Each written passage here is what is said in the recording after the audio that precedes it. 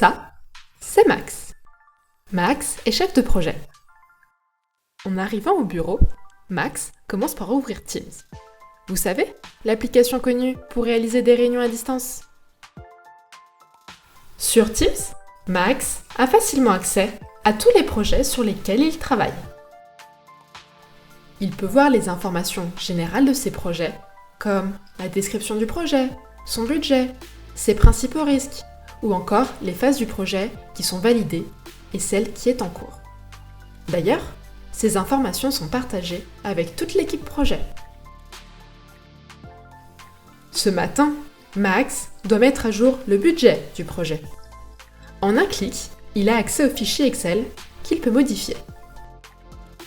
Son assistant verra directement la modification, ce qui n'est pas le cas du sous-traitant, qui lui n'a pas accès à ces informations. Puis, Max décide de vérifier l'avancement du projet. Il ouvre le planning et vérifie qu'aucune tâche n'est en retard. Il change ensuite de vue et déplace une tâche qu'il a commencée hier de la colonne « À faire » à la colonne « En cours ». Maintenant, Max doit mettre à jour les risques du projet pour le comité de pilotage qui aura lieu demain. Il affiche en un clic les risques avec toutes les informations associées, comme les personnes responsables de chacun des risques, les coûts associés ou encore leur probabilité. Néanmoins, ce qui intéresse les directeurs de Max, c'est le reporting des risques. Celui-ci est consolidé automatiquement à partir des quelques informations renseignées par Max. D'ailleurs, le reporting est directement partagé avec ses chefs. Du coup, Max n'a pas besoin de créer une présentation pour ses managers et il pourra sûrement partir à l'heure ce soir pour son cours de sport. Dernière tâche de la journée, la réunion d'équipe.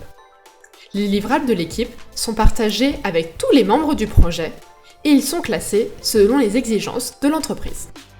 Pendant la réunion, Max parcourt rapidement le dernier compte-rendu avec les actions à réaliser. Puis, pas de temps à perdre.